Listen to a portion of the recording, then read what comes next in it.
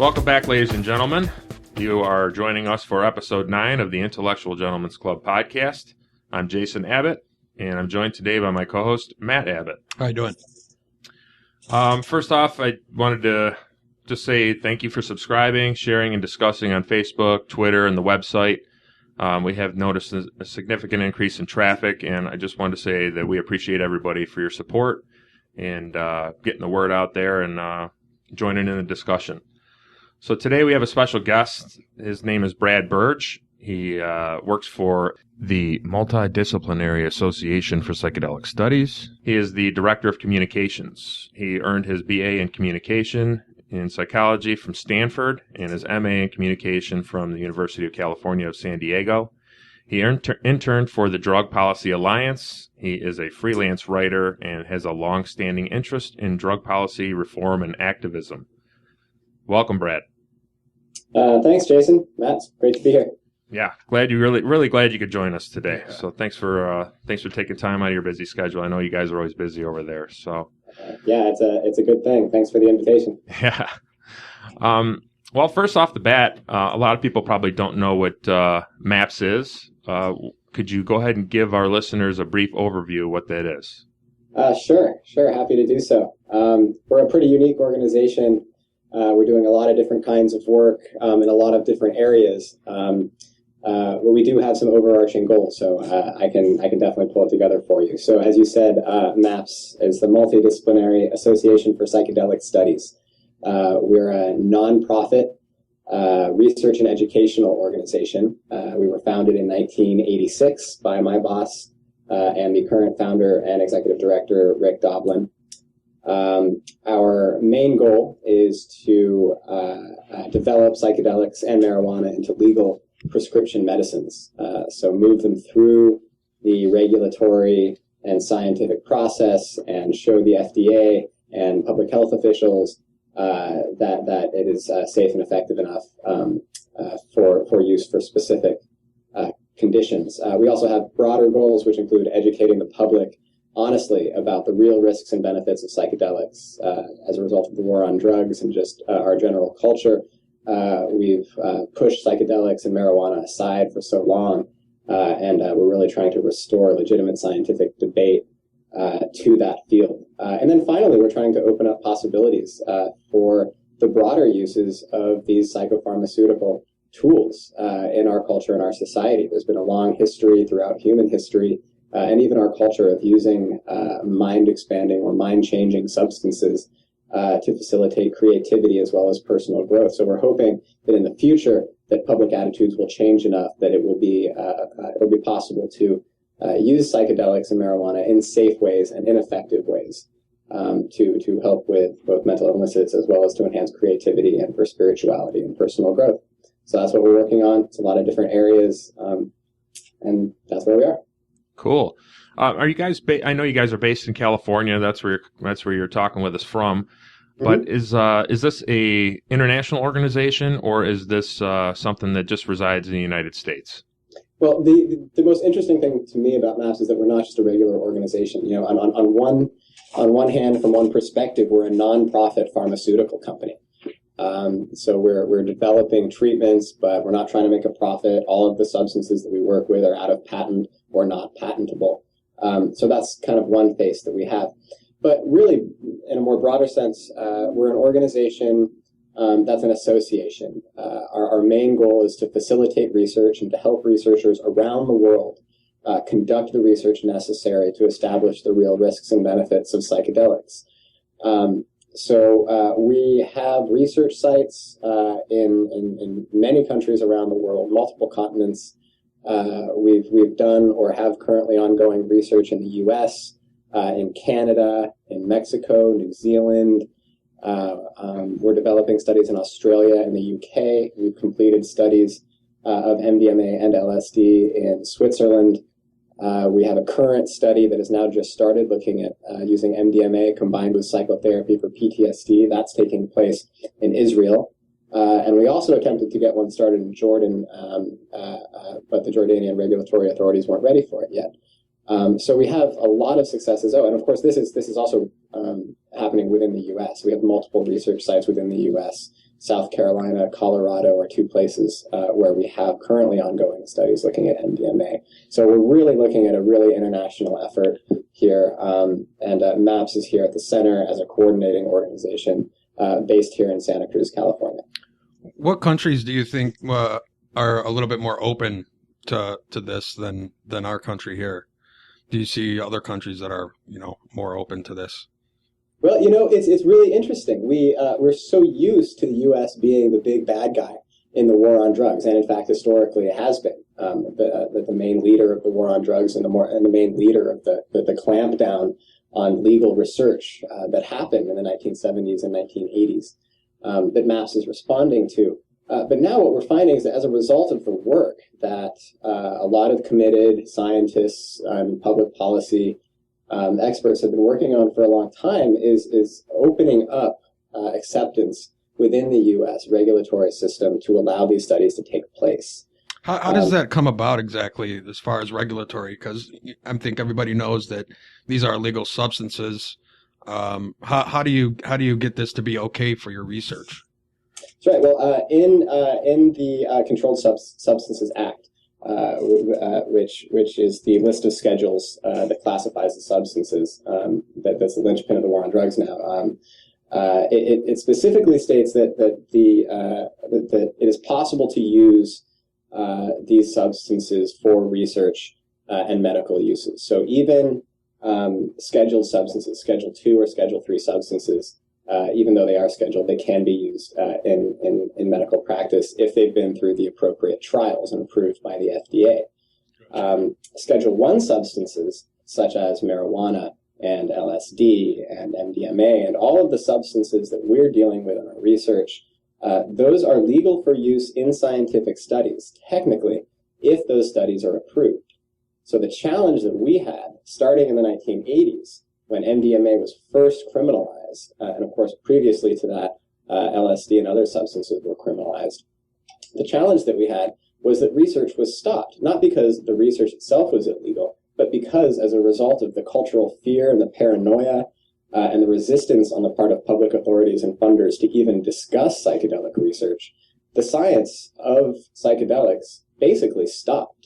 And researchers weren't willing to get professionally involved in the field because they thought it would reflect badly on their reputations. You didn't want to put LSD or magic mushroom, psilocybin, marijuana, MDMA. You didn't want to put these things on your resume because it was tantamount to professional suicide. Right. So that's from the professional perspective. And then also from the regulatory perspective, it's been a slow and steady process of building up the studies, starting from basic safety studies, looking at, what are the actual effects of MDMA and these other drugs in the body.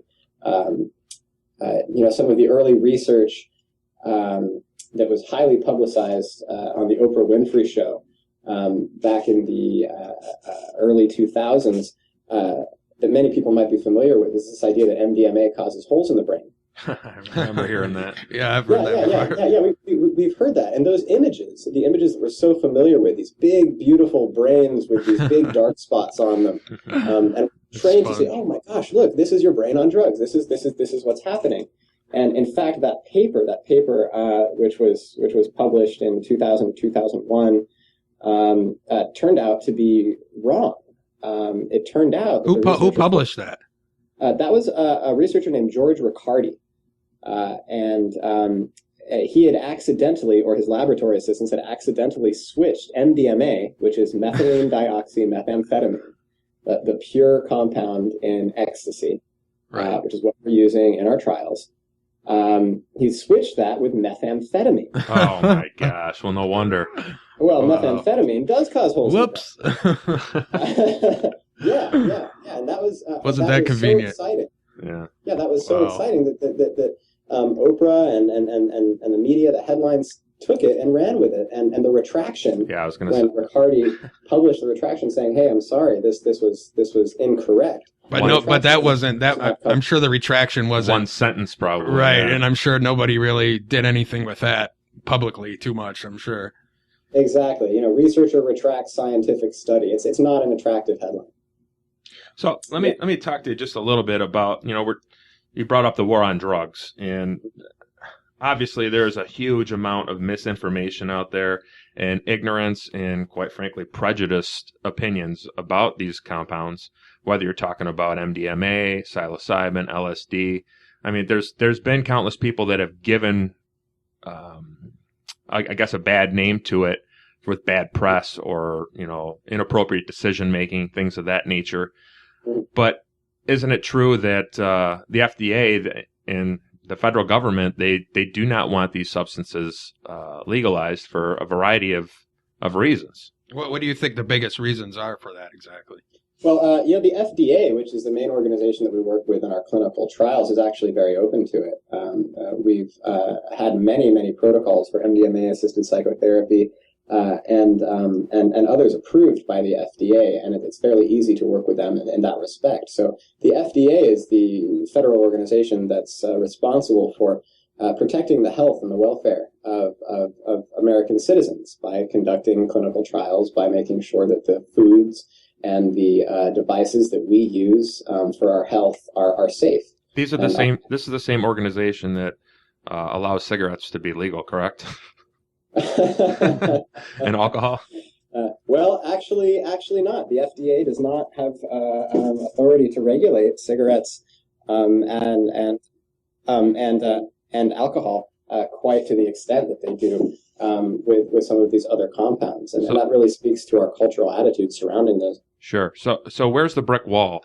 I mean, obviously, you guys can show evidence that it's not the case that ecstasy puts holes in the brains, and psilocybin doesn't necessarily make people jump off of roofs and things like that. So what's the holdup? I know that you guys are working diligently, obviously, like you said, since the 1980s. So what is the holdup? Why can't people get these fantastic substances, and especially in clinical settings where, they can have huge breakthroughs, especially in psychotherapy? Oh, yeah. Yeah, well, the entire regulatory system, moving a drug through the trials necessary for the FDA to approve it is very, very expensive. I'm sure. Yeah. And where money is centralized, where the money comes from for most pharmaceutical drug research is either from one of two places, and that's either the major pharmaceutical companies themselves that stand to profit immensely. Shocking. Good luck going up against them. Yeah, from the sale of these drugs that people are going to take for the rest of their lives, possibly, often. That's one funding source. And the other funding source is from the federal government. National Institute on Drug Abuse, National Institute of Mental Health, National Institutes of Health. And funding has not been forthcoming from either of those places. Sure.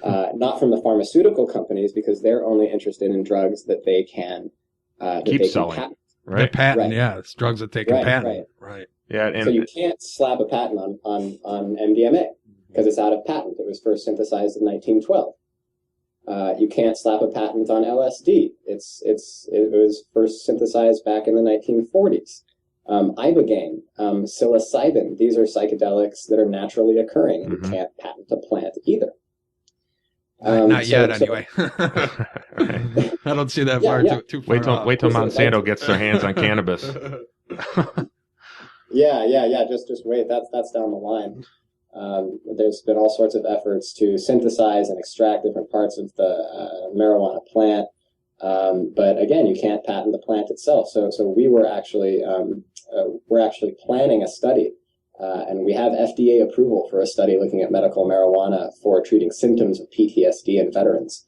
Unfortunately, we've hit a serious roadblock there, where the research has been stopped, not because the regulators won't allow it, but because we can't get the actual marijuana we need to do the study. God, that's so ridiculous. In the black market, let's say, it's the most accessible substance go out right there. down the street. And get it, doctor can't get it. It's crazy.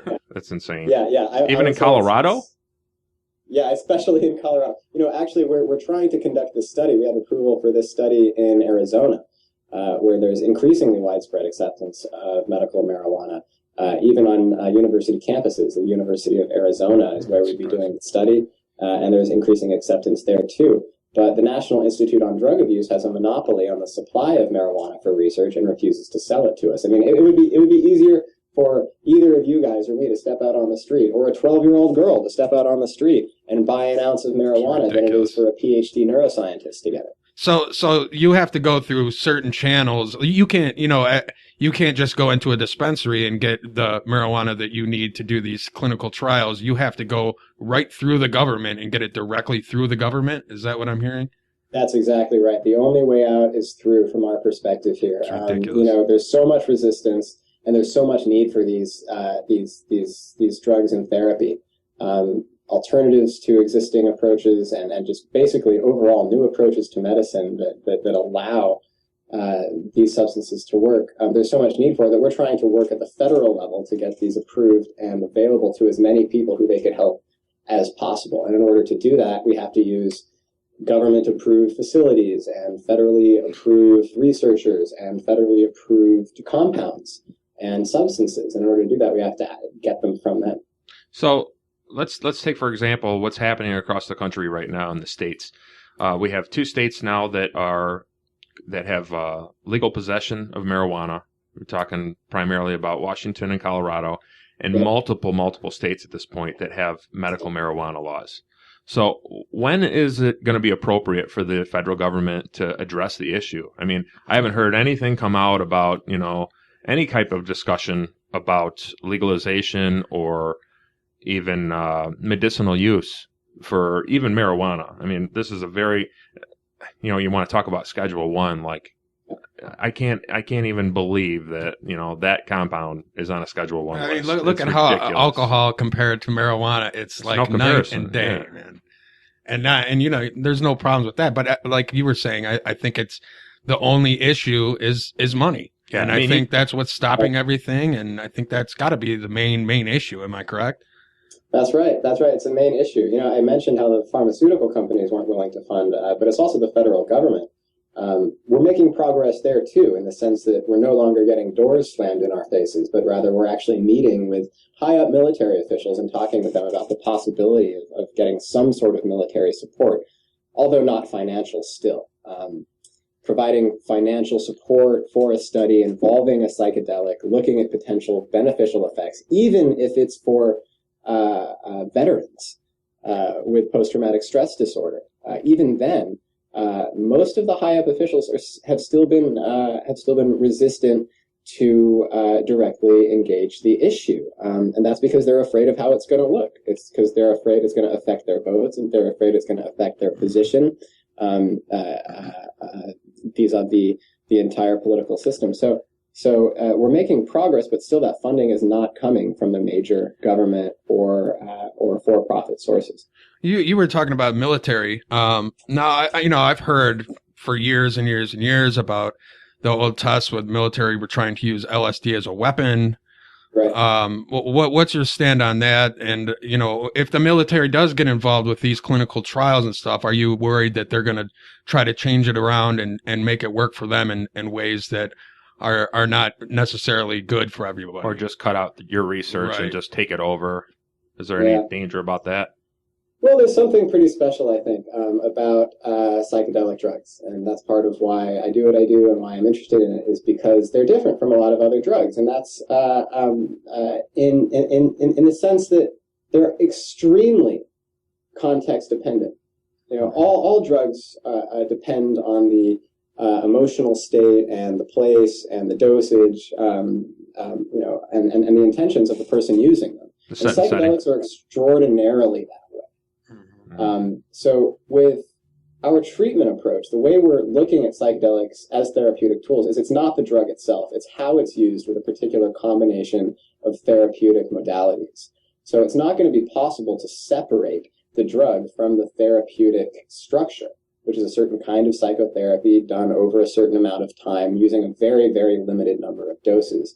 So in order to really pervert or mess with those the actual treatment, it would have to be separated from that. And the trials that we're doing are looking at MDMA combined with psychotherapy, not separate from psychotherapy. So that's one thing. So you would administer the drug, and then the subject would pretty much be in a therapy session, and that's the way you would work through that? That's exactly right. This is very different from handing somebody a bottle of pills and saying, take this home and call me in the morning. Sure.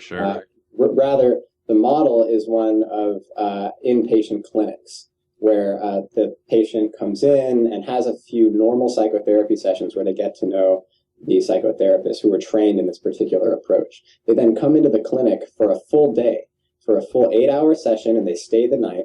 And during one psychotherapy session, they take MDMA one time. They take one dose and a follow-up dose of MDMA. They then repeat that a couple of weeks later and then have regular psychotherapy sessions after that.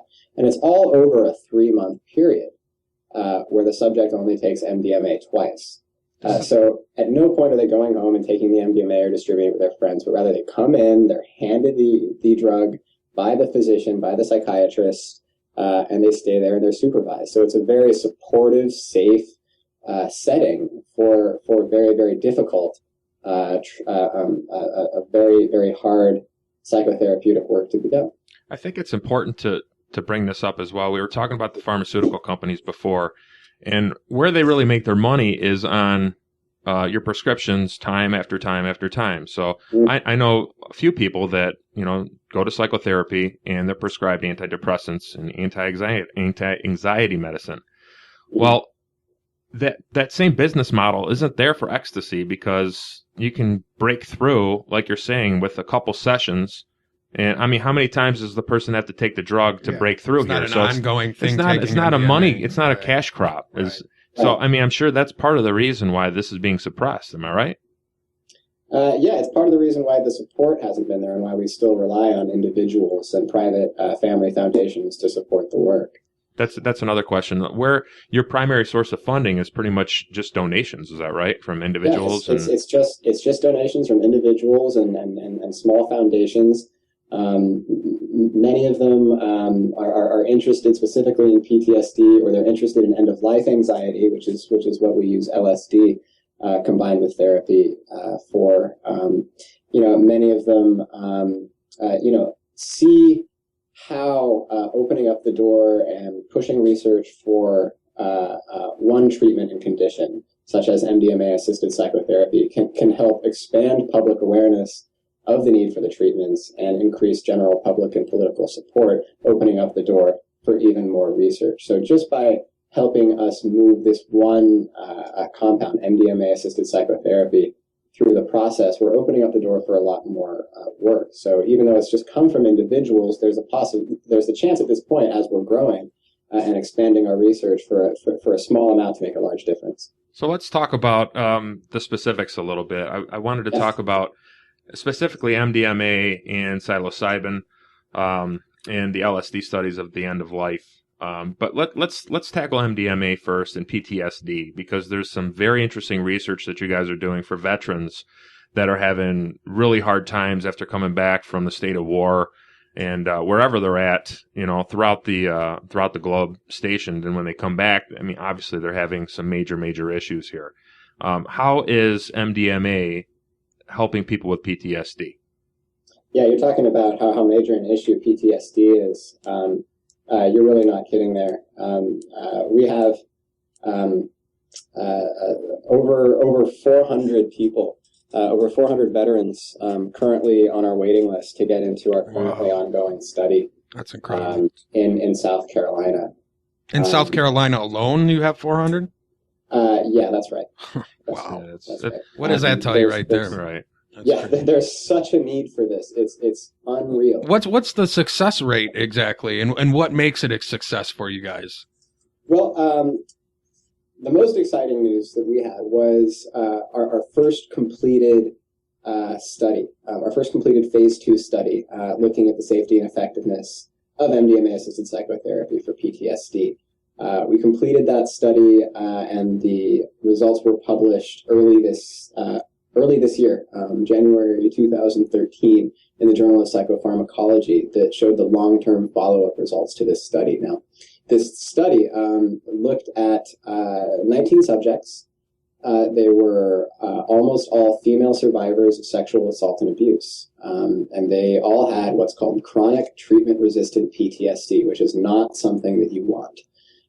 It is the worst form of PTSD in the sense that it is the longest lasting. These subjects had suffered from PTSD for an average of 19 years. That's an average of 19 years, which means some many decades and some fewer than that. And they go through this study, which involves 2 sessions of MDMA-assisted psychotherapy and a number of standard psychotherapy sessions. And we found that after 2 sessions of MDMA-assisted psychotherapy, these people, primarily women, who'd suffered for so long with PTSD, 83% of them no longer were diagnosable with PTSD after the study. That's crazy. So that's 2 months That's fantastic. after the study. Wow. We evaluated them for PTSD symptoms, and while many of them still had some PTSD symptoms, they were below the diagnostic cutoff, which means if they had been at that level prior to the study, they wouldn't have been accepted into the study. So let me just break it down real quick for our listeners out there that may not know what MDMA or ecstasy is. It's called an entheogen, which is a type of drug that basically kind of opens your heart and gets you in touch with the compassionate side of yourself. Is that one of the main reasons why this psychotherapy is working so well?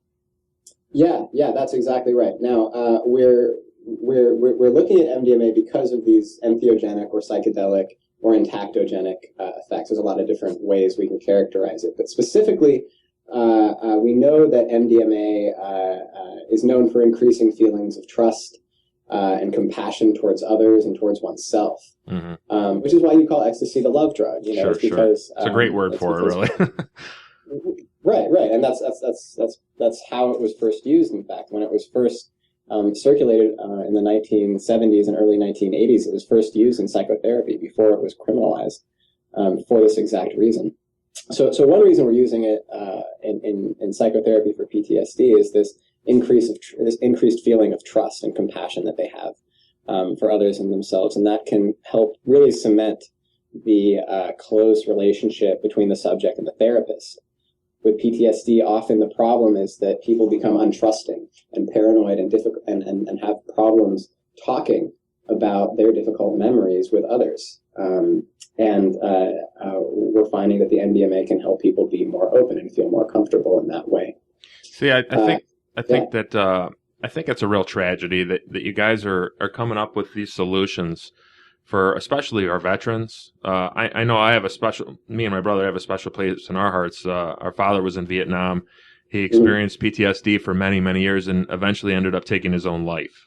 So if there was any way that other people it destroyed many, many years of our lives. If there's even a minuscule chance of helping it, why not allow it to happen? Yeah. You know, I mean, these people with PTSD, I mean, you hear about it time and time again that, you know, the suicide rate for veterans is higher than killed in action at this point. Right. So when people are coming back and they need this severe help, I think it's a fucking tragedy that it's not available for these people that have gone and fought for our freedoms, or however you want to put it out there. Even if you don't agree with what we're doing in the world as far as how we're using our troops, I mean, it's a no-brainer that these people need our help when they get back.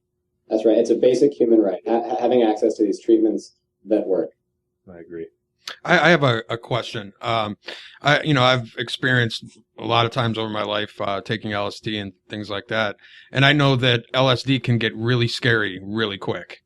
When you're using substances like that, it's different from MDMA. MDMA, it's kind of hard to have a bad time on it. Right? I mean, I'm not saying it's not possible, but LSD is a little bit more tricky.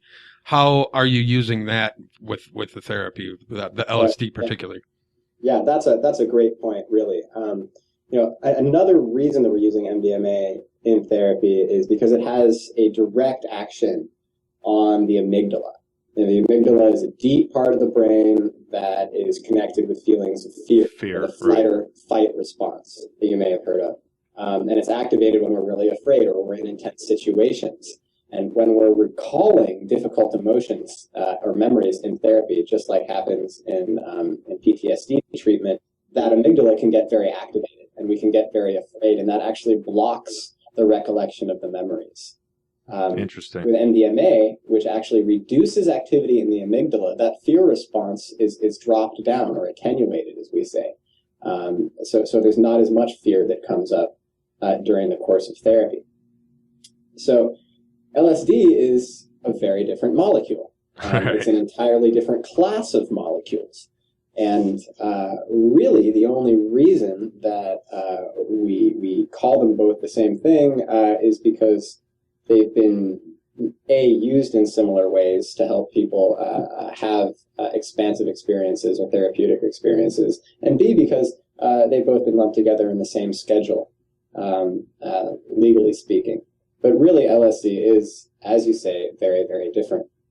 And we have completed a study. Last year, we completed the first ever study in looking at LSD-assisted psychotherapy to treat anxiety in people who had advanced stage illness or terminal illness or very, very poor prognoses, leukemia, cancer, these kinds of things. You're talking about end of life anxiety, correct? Like that's right. You're facing the man behind the curtain in a minute, and you're a little bit nervous about what you possibly have gone through with your life and what awaits you on the other side. So people are struggling with that. Yeah, that's right. And it's something that at some point, each and every one of us is going to have to face. Sure.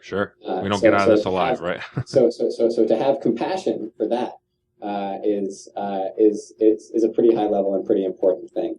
And this study, which was the first study looking at LSD in humans in almost 40 years, we sponsored it in Switzerland, and it looked at LSD-assisted psychotherapy in 12 subjects. Now, the results of that were significant in the sense that we saw overall reductions in people's anxiety as a result of participating in that study. So overall, we saw, on average, subjects' anxiety was reduced. But now, I'm sorry, go ahead. I was just going to qualify that with, because of the small sample size of the study, those results weren't enough to be statistically significant. So if we'd had that same reduction in anxiety that we saw in that study, but with more subjects, then it would have been statistically significant as reportable, in a scientific journal. Although we did have subjects coming out and a lot of reports of people feeling much better about their relationship with death. Because is it the dosage and that most of the time when people use LSD for recreation, that it's usually cut with something that you don't know? Because I've taken LSD before, and it has brought on the anxiety. And I'm trying to think on how that would work to where it would be the other way around. Yeah, it often can. And what happens with LSD-assisted psychotherapy is during the course of therapy, anxiety is often actually increased. LSD can produce some profound changes in awareness. Can cause hallucinations, visual, auditory hallucinations. Senses can become confused or blurred. Synesthesia. You can be thrown back into your past, or thrust forward into your projected future, and it's very unpredictable. And depending on the mental state of the person ingesting the LSD and where they are and what their expectations are, their surroundings and all of this plays into what happens with the actual LSD experience. So in psychotherapy for LSD, it can often be a very scary experience. Even with MDMA-assisted psychotherapy, it's very difficult. These aren't fun or even really pleasurable experiences that are happening in these therapy sessions, but rather very intense. Some of the hardest times in some of these subjects' lives, they say. But on the other end of it, light at the end of the tunnel. Right. At the other end of it, when you come out of that session, having had the unconditional support of that therapist there in the room, many people see that, they've just confronted death with the expanded awareness, the hallucinations, and all of this that come with LSD, and they've come out the other side. And that can be a powerful lesson. Now, from my personal experience, I haven't experienced with LSD, but I've had psilocybin experiences, and for me, that is one of the top 5 events in my life that has shaped who I am. It's lasted years, and it showed me deep things about my ego that I didn't care to look at the time, but I thought it was very important lessons to me that from what it showed me. And if I'm not mistaken, there has been some studies that you guys have done where when after taking psilocybin specifically, some 90% said about the same thing, where it was one of the top experiences of their life.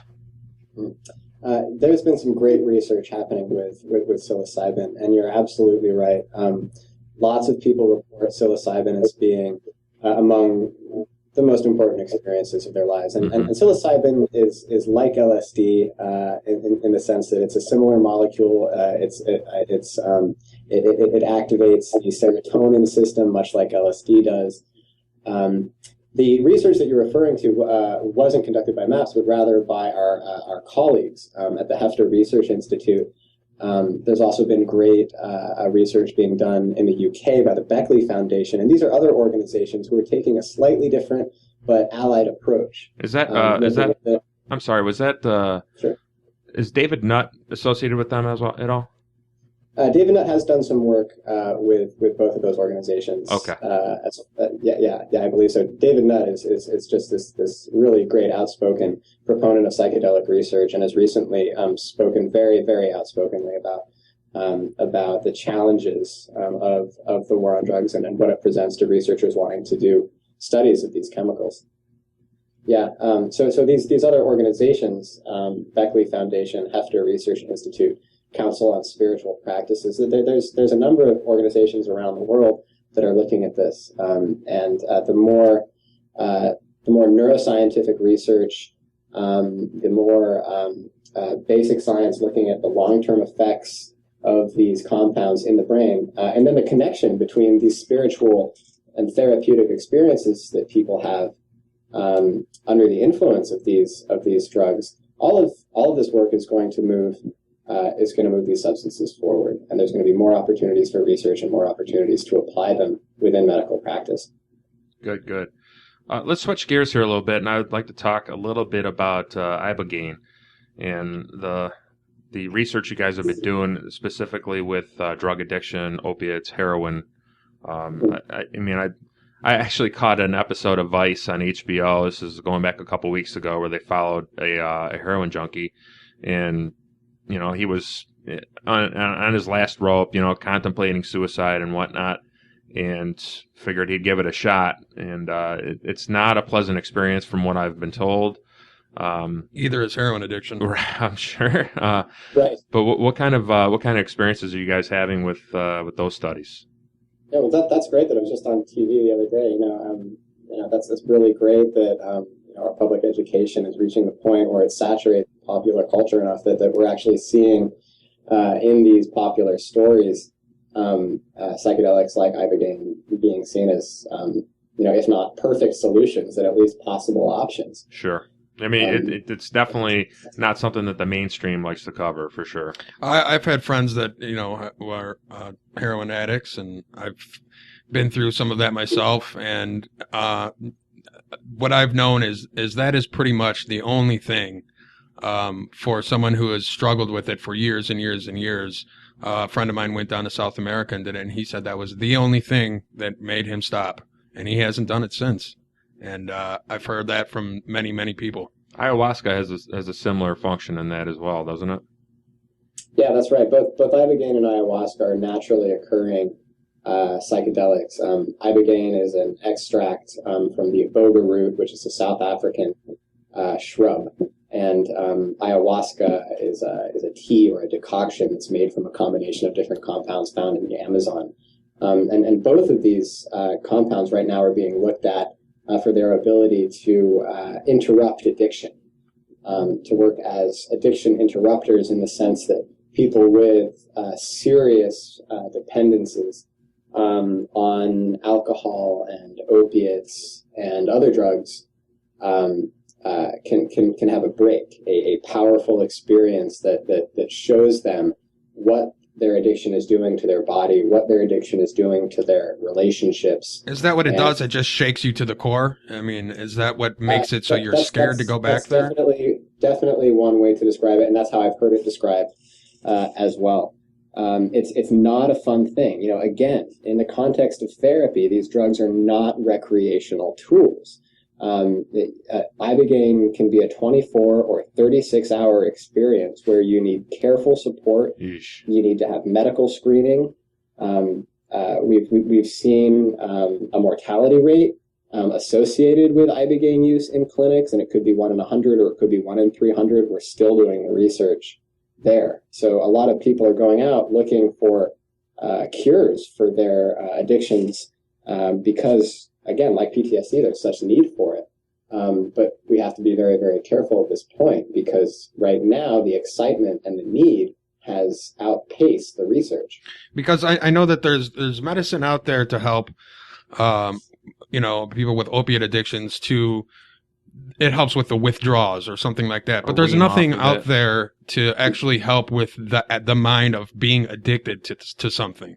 And I think that's what people want. So because it's if you're addicted to opiates and physically right. It's one thing to be addicted to smoking pot every day or something. But when you have a physical addiction to something, it is a whole nother story. And I think that, you have things like Suboxone and stuff like that out there that will help you somewhat with the withdrawals, but there's nothing out there that will help thereafter. Give your mind a paradigm shift, basically, is what you're saying. Yeah. It's a complete process, escaping from addiction. There was a speaker at the recent Psychedelic Science 2013 conference that MAPS co-hosted with these other research organizations that I mentioned. His name is Gabor Mate. He's a researcher based in Canada, and he just he gave a talk which was recently published just the other day on Alternet, the transcript of this talk, where he's talking about addiction and how it's not just a physical reliance and it's not just a psychological dependence, but it's a huge issue that encompasses your whole life. Mm-hmm. And if you're going to escape from addiction, and if you're going to reduce your reliance on a substance or anything else, just to change your whole life, on a girl, I was going to say a person, or on your car, or on your feet, if you suddenly find yourself paraplegic, you have to reduce your dependencies on things all the time. And if you're going to do that, it requires a large shift. You have to change your perspective on what you're doing and why you're doing it. And psychedelics may be able to help with that. A lot of people say that they can. You also need to change your habits, and that might mean changing where you live, changing who you hang out with. There's a lot of things that have to happen. So from a psychological perspective, psychedelics, when used in very specific settings, with support, with care, they can help produce these shifts in perspectives. But then people have to still change their lives. Right. A lot of people go in for Ibogaine therapy, and they come out and they're addiction free. They don't feel a withdrawal effect. They've had this great epiphany. Maybe it was difficult, but they've had this great experience where they see themselves in a new light. But then they go back to their lives, and they go back to their same friends who were leading them down the path. They go back to their same jobs, their same habits, and they fall back into it. So that's why we talk about them as addiction interrupters. These drugs only provide the possibility for people to do their own healing. It gives people a chance right off the bat. That's right. Yeah. That's right. That's great. Okay. How about some other studies you guys have, specifically maybe like DMT, mescaline, peyote? Are you guys doing some studies with those? There are so many compounds out there. Right. Bath salts are in the news. DMT, dimethyltryptamine, a very powerful psychedelic. That was one of the first psychedelics to be looked at after the 1970 Controlled Substances Act really shut down research. We're not doing work on those at the moment, simply because our resources are limited. Sure. I can see bath salts being good used for anything. Right. I wanted to talk. Yeah, exactly. There's that too. Not all drugs necessarily have Right. great therapeutic uses, Yeah, Sure. and that's what we're setting out to find out. that's great. Well, I think I wanted to touch on this a little later, but we're bringing it up here with bath salts. But there, you have things called bath salts and K1, this fake weed, and there's all these other substances that you can find at the corner gas station, because they're so rapidly changing that the FDA can't necessarily keep up with them. I mean, isn't there a gigantic risk in keeping substances like marijuana and LSD and MDMA illegal when people, all they're going to do is just get around the system and create their own fake dangerous substances of the same, essentially same type of compounds, but I mean, it's killing people. Way more dangerous. Yeah, it's driving. Absolutely. There's an infinite supply. Chemistry is a fascinating thing. And what is bath salts? There's an infinite supply of new chemicals and new combinations that we can come up with. There's all sorts of people who are going to be willing to produce, those compounds from here into the foreseeable future. So there's nothing that we're going to do to exhaust the scientific possibilities studying those substances. And the more that we as a culture insist, and the more we teach our children that the only way to use these drugs is for harm, and that they're only harmful substances and they're only negative, the more support there's going to be for a harsh, unethical war on drugs that prevents research from getting done and that locks people up for making decisions about what they put into their own bodies. What we are trying to do through these studies is beyond, treat the important illnesses of PTSD and reduce anxiety associated with the end of life. Beyond that, we're trying to show that it is possible, if we're responsible, if we do the research, and if we use them in safe places in the right ways, that for a lot of people, these drugs can be helpful and they can be beneficial. And it emphasizes taking responsibility for our tools and being careful about what we put into our bodies, rather than just being afraid and locking up our drugs and locking up our people. Sure. We have miserably failed drug policies at the moment. What can people do other than donating to MAPS on your website? What can the average person do to shed light? I mean, I know I'm kind of outspoken about psychedelics and marijuana use and things like that, and I do catch some heat for it. But what can the general public do as far as fighting these drug policies that are in place? Well, beyond starting a great podcast, there's a lot of things you can do. And talking about it, that's the big thing. It is getting better, correct? Yeah, what is the average person doing? Watching American Idol? I don't know. Yeah, but a lot of people have also had positive experiences with psychedelics. Sure. I know quite a few. A lot of people get it and are just afraid to talk about it. It's like, oh yeah, I can imagine that being useful for PTSD, even if I don't ever plan on using it, or even if I don't ever need it, maybe it could be useful for somebody. And just that, if everybody had that perspective, we wouldn't have any problem at all doing this research and generating the support. The problem is when people shut it down and don't want to consider it just because they're afraid. And or demonize it. Yeah. So talking about it openly and not being afraid to be like, hey, Mom, I heard this podcast today. It was talking about psychedelics, and apparently they're not totally bad, and there's science being bad. Scientific psychedelics? What is this all about? Well, I think that's what's so great about you guys is that you are taking a totally professional approach to this, Sure. and I think that's what people need to see to like Gain you said, respect for it, really. to gain respect and not to demonize it. And like you were saying before earlier, that the scientists and doctors did not want to associate with this, and because they were afraid they were going to lose their job or whatever other reasons or credibility. But I think it is getting better because of people like you and organizations like you, and I give you guys a lot of respect for that. Respect. Oh, yeah. Thanks so much. It's all about getting the word out there for sure. Thank you for your help with that. Do you guys? I've asked this on a couple other guests who have talked openly about ayahuasca. But do you consider yourself an ambassador for these type of chemicals and drugs? And what responsibilities come with that, if so? No, I don't. An ambassador works for the nation, the group that they're representing, and it's their obligation to speak for them at all times. I think drugs are dangerous, in addition to being possibly beneficial. And to simply speak for a drug and to promote it as something that's going to help everybody or that's always going to be useful, I think that's the wrong approach.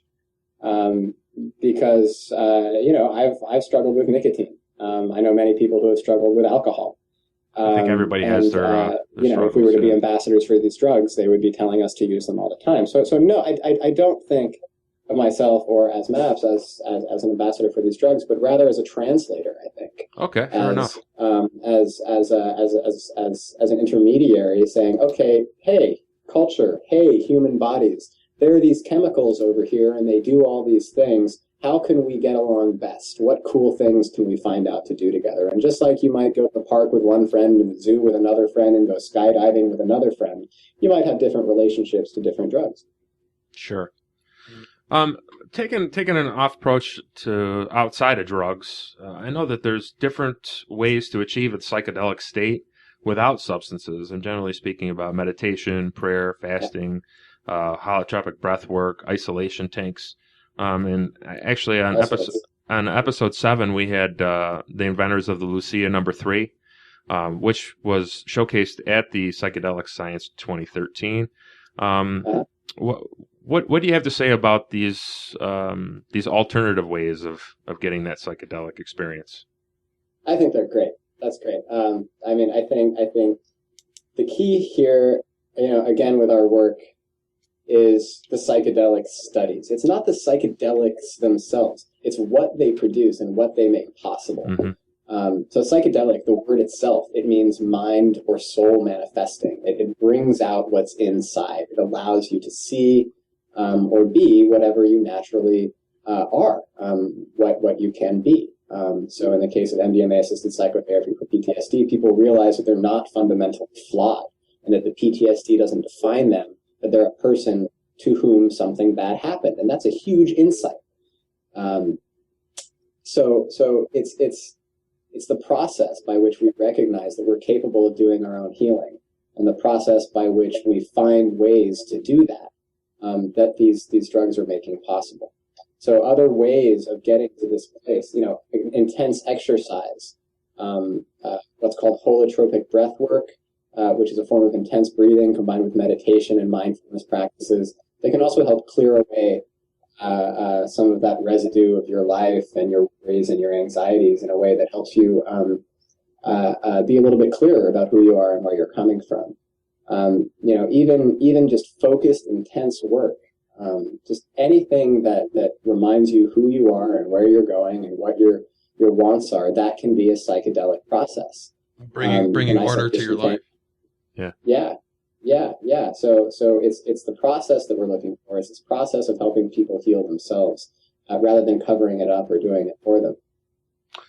I just had a brief statement go out on Facebook. I let all our Facebook fans know that we were going to be speaking with you, and if they had any last minute questions. And one of our listeners, Joey from Alberta, Canada, he wanted me to ask you specifically about kratom.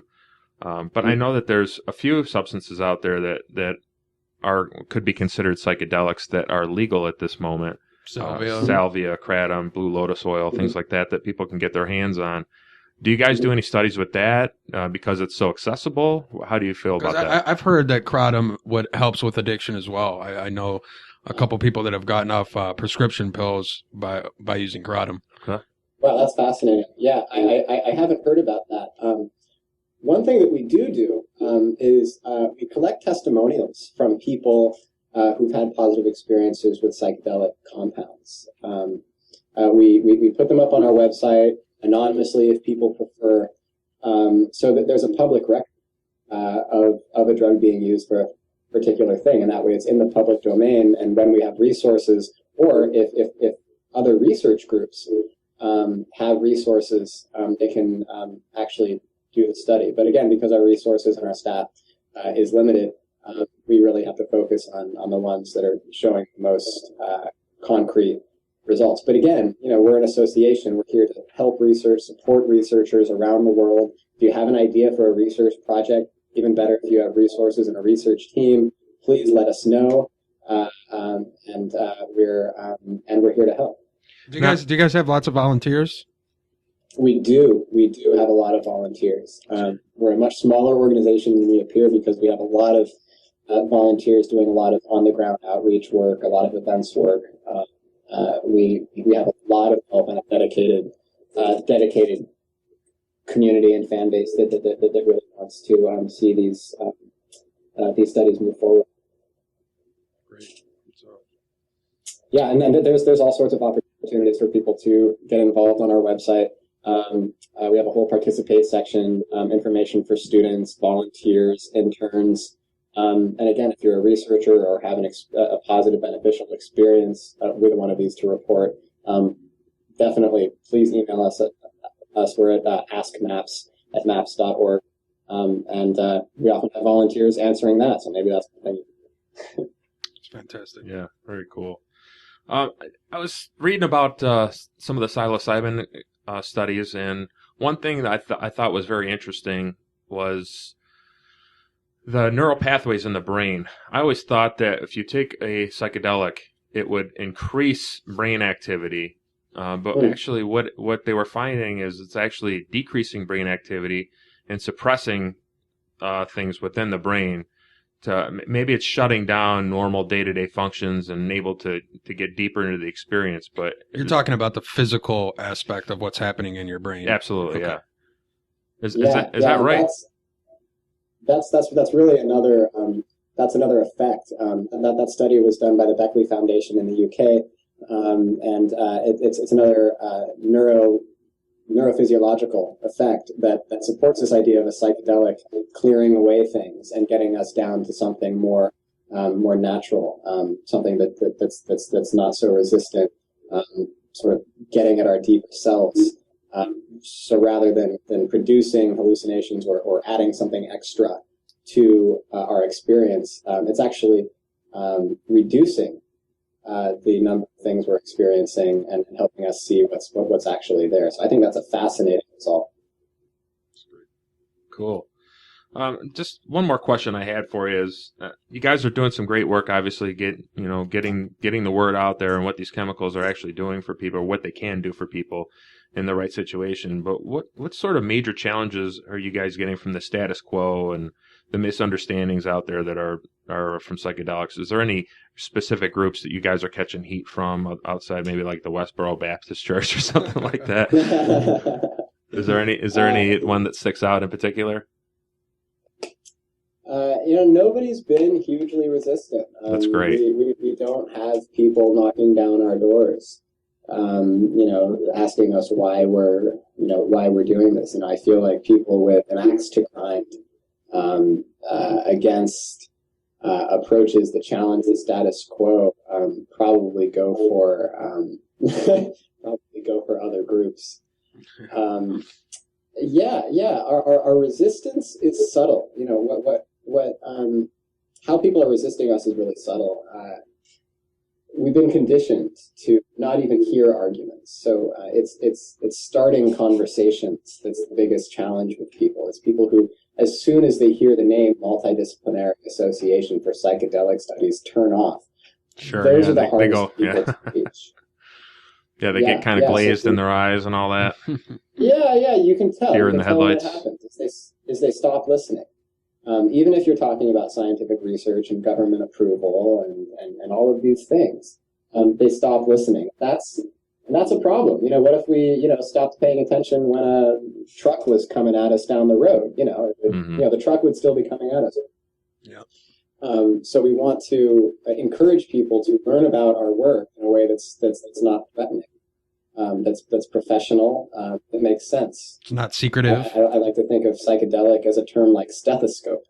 I want to make it a medical term rather than one that generates fear. Yeah, it's kind of a buzzword that really needs to be taken back. It's like one of the guys that I communicate with on Facebook, he did a type of a post on the word hippie, and how it's kind of gotten the bad rap where you're trying to increase your positivity in your life and you're trying to cut out Yeah. certain negative things. The better You're you are to labeled as a yourself, hippie. then people Yeah. label you as such. Right. And I mean, there's certain words out there that are unavoidable, that are like that. They're always going to have some kind of residual effects from what happened prior, but Well, you can't please everybody. no, you can't, and that's the biggest thing. So, well, Brad, I really appreciate you joining us. Yeah, totally.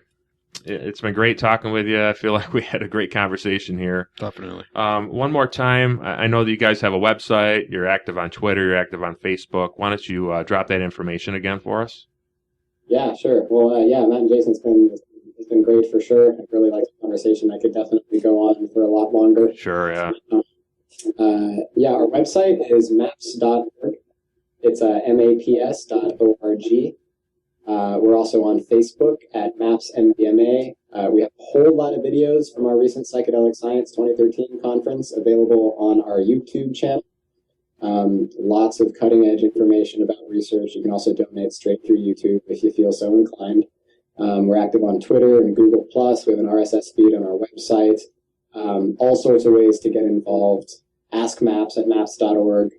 I just really appreciative to have been on the show and to all your listeners, and look forward to future conversations with you guys.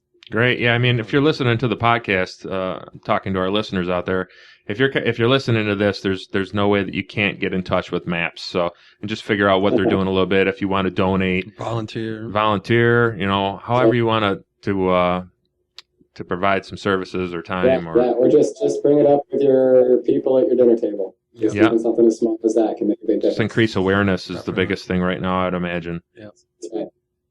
Okay, well, you can find us on our website, intellectualgentlemansclub.com. We are also on Facebook. We have a page there. I have a secret group you can be added to if you'd like. Just hit me up on an email. It's igccast@gmail.com.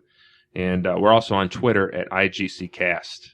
I ask you guys out there for a little support here. If you're listening to this podcast and you enjoyed it, tell a friend. Increase the awareness about the IGC as well with Maps. We'd appreciate that. There's a couple different ways you can support us. Right through our website, we have a donate button through PayPal. You can just put your credit card in there, and it works pretty effortlessly. We have a couple ads on there. If you click, it gives us a little kudos. We have an Amazon link on our website. If you have a wish list or anything you want to purchase through Amazon, if you go to the Intellectual Gentlemen's Club website and click on their Amazon link there, it brings you right into the Amazon portal. And anything that you do during that session, whether you're buying from your wish list or something else, doesn't matter. Whatever you purchase through that session, we get a cut of that. It doesn't come out of yours. It doesn't come out of the vendors. It just comes right from Amazon. It's part of their fees. So it works out for everybody. It doesn't cost you anything additional. So I'd ask if you use that link. We'd really appreciate it. I got some stickers available on the website. If you guys do make a donation, I'll send you out some stickers for free. And don't forget that we are on multiple podcast directories. iTunes is the biggest one, obviously. And if you can get on there and give us that 5-star rating or some type of comment, we'd greatly appreciate it. Shares, likes on Facebook and Twitter, retweet us out, retweet our episodes. I can't say thank you enough for the people that have been doing that. So, Brad, once again, thanks for joining us. Thanks, Brad. Yeah, thank you, gentlemen. Matt, thanks for being here again. Thank you, Jason. Guys, hang loose out there.